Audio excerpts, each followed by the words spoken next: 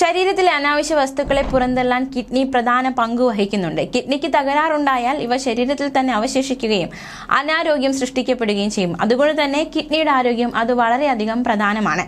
നമ്മളിപ്പോൾ നോക്കാൻ പോകുന്നത് കിഡ്നിയുടെ ആരോഗ്യത്തിന് വേണ്ടി ഭക്ഷണത്തിൽ എന്തൊക്കെ ഉൾപ്പെടുത്താമെന്നാണ്. ആപ്പിൾ.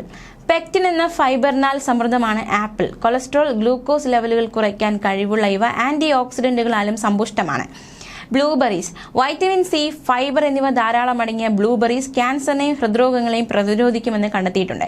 തലച്ചോറിന്റെ കാര്യക്ഷമമായ പ്രവർത്തനത്തിന് ബ്ലൂബെറീസ് മികച്ചു നിൽക്കുന്നു. മീൻ.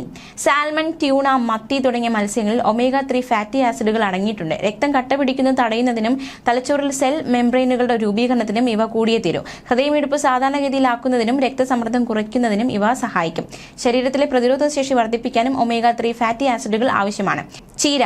വൈറ്റമിനുകളുടെ കലവറയാണ് ചീര. ചീരയിലുള്ള വൈറ്റമിൻ സി, കെ എന്നിവയും ഫോളേറ്റും ബീറ്റാ കരോട്ടിനുമെല്ലാം ശരീരത്തിലെ പ്രതിരോധ ശേഷി വർദ്ധിപ്പിക്കും. മധുരക്കിഴങ്ങ്. പഞ്ചസാരയുടെ അളവ് കുറവായ മധുരക്കിഴങ്ങിൽ സോല്യൂബിൾ ഫൈബറും ധാരാളമുണ്ട്. മധുരക്കിഴങ്ങ് കഴിച്ചാൽ വയറ് നിറഞ്ഞതായി തോന്നുകയും ചെയ്യും. Cranberry, raspberry, strawberry, plum, pineapple, peach, cauliflower, beans, celery, cucumber, സവാള, ക്യാപ്സിക്കം, വെളുത്തുള്ളി, മുട്ടയുടെ വെള്ള എന്നിവയും കിഡ്നിയുടെ ആരോഗ്യത്തിന് ഏറെ ആവശ്യമാണ്.